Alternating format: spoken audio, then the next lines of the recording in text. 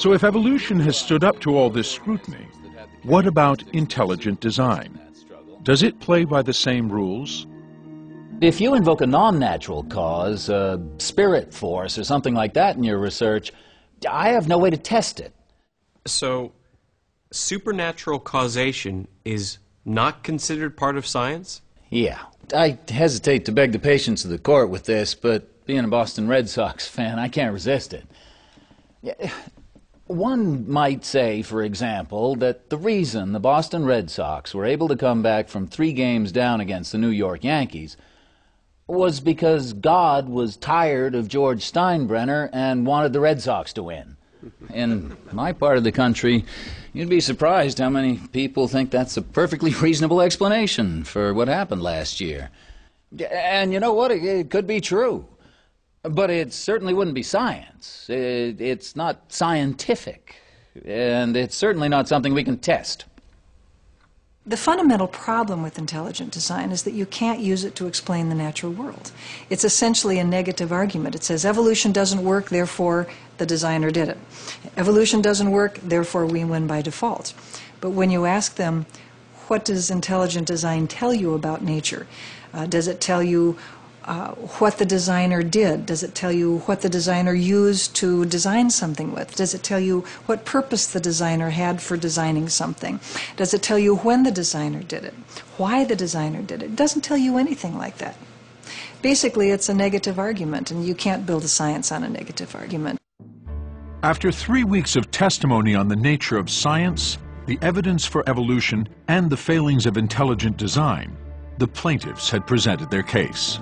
To watch the whole thing, you got an education in what evolution was, where evolution stands as a theory now in the 21st century. If you concentrated, you would get sucked into this thing, and the day would go by, and you'd come out and you'd think, that was amazing what I heard here. And these eloquent people, you know, with these incredible educations, and it was fantastic. The plaintiff's attorneys had put on an amazing case. But there was this idea, especially among those who weren't sitting in the trial every day, that when the defense started, you know, then we'll see some pretty interesting stuff too on the other side. The question now was, could the defense prove that intelligent design is a scientific theory? What evidence could they muster to support this claim?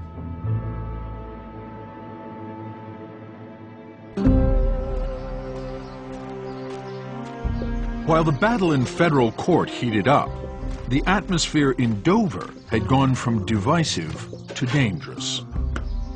Tammy Kitzmiller, the lead plaintiff in the case who had a daughter in 9th grade biology class at Dover High School, had been receiving hate mail since the start of the trial. One letter was pretty disturbing. I think this was the one with the passage that the last sentence, especially, Madeline Murray was found murdered for taking prayer and Bible reading out of the schools, so watch out for a bullet. This was the letter that I made sure my lawyers got a copy of, and it was forwarded to the FBI. Anywhere you turned, we were getting attacked. I mean, the people in the community were attacking us in the newspapers, people in our own profession were attacking us, saying, you know, what are you guys doing in Dover? Why are you letting this happen?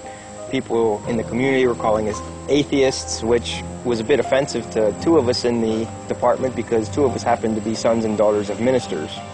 I fail to understand how teachers can call themselves Christians, go to church, talk about God, talk about Christ, and then go to school 5 days a week and talk about Darwin and teach it as if it's fact.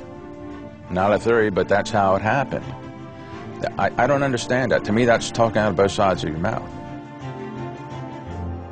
Having ignited much of the controversy that resulted in the lawsuit, Bill Buckingham had made a surprise announcement.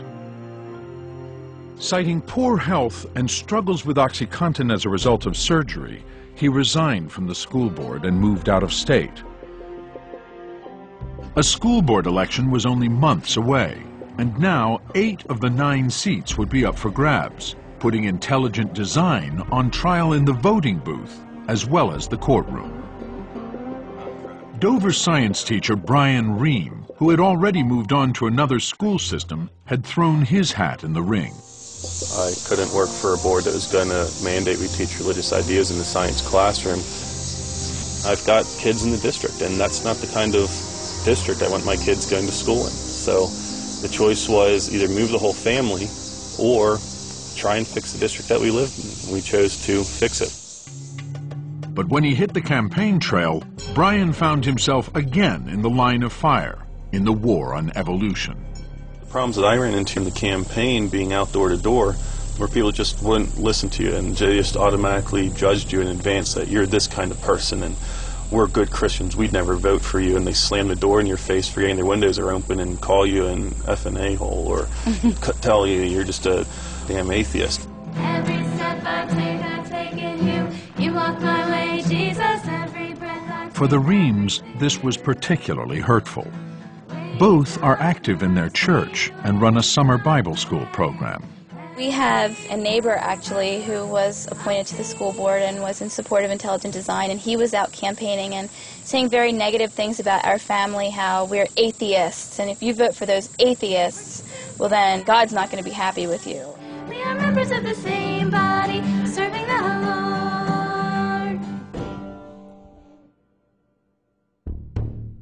To make the case for intelligent design, the defense had lined up 8 expert witnesses, including several members of the Discovery Institute, the Seattle organization that promotes intelligent design.